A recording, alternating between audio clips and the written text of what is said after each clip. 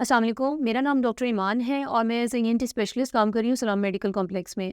आज जो topic under discussion है वो है नाक के पीछे गुदूदें क्या हैं, जिनको एडिनॉइड्स भी कहा जाता है।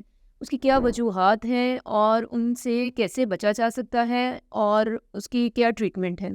तो सबसे पहले एडिनॉइड्स है क्या? एडिनॉइड्स एक ग्लैंड है जो कि नाक के पीछे मौजूद होते हैं।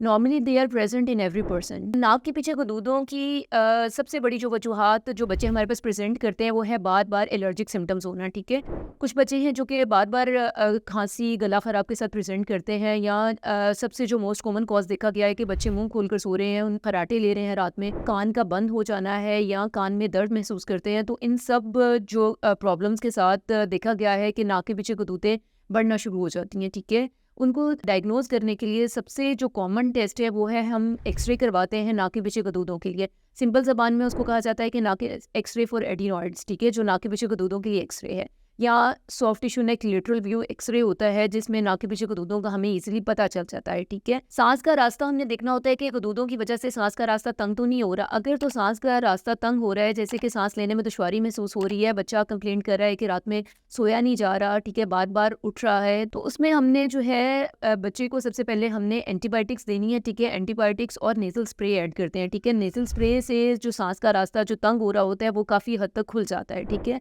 मोस्ट ऑफ द केसेस में देखा गया है कि एंटीबायोटिक और नेजल स्प्रेज और एंटी एलर्जी से रिलीफ नहीं मिल रहा होता, तो उस केस में हमने जो सर्जिकली इनको रिमूव कर देना होता है। इट्स अ माइनर प्रोसीजर जिसमें हम इस टिश्यू को निकाल देते हैं। ठीक है, कहीं कटिंग सर्जरी नहीं होती, क्योंकि बहुत सारे लोगों का मिथ है कि हमें ये जो टॉन्सिल्स और एडिनॉइड्स हैं ये कट कहीं लगा कर निकाले जाते हैं। ठीक है, तो ऐसा कुछ नहीं है, ये कटिंग सर्जरी नहीं होती, हम सिर्फ टिश्यू को निकाल देते हैं। ठीक है, जिसकी वजह से सांस का रास्ता खुल जाता है और बच्चे को सांस लेने में आसानी होती है, और बच्चे के जो सारे सिम्टम्स है, एलर्जिक सिम्टम्स है, वो मास्क हो जाते हैं। ठीक है, और वो बच्चा एक नॉर्मल लाइफ की तरफ आ जाता है। और समटाइम देखा गया है कि नाक के पीछे गुदूदों के साथ हमारी समात पर भी इफेक्ट आ रहा होता है, तो समात का टेस्ट भी, नाक के पीछे गुदूदों के साथ समात का टेस्ट भी करवाया जाता है। ठीक है, जिसको हेयरिंग असेसमेंट कहा जाता है।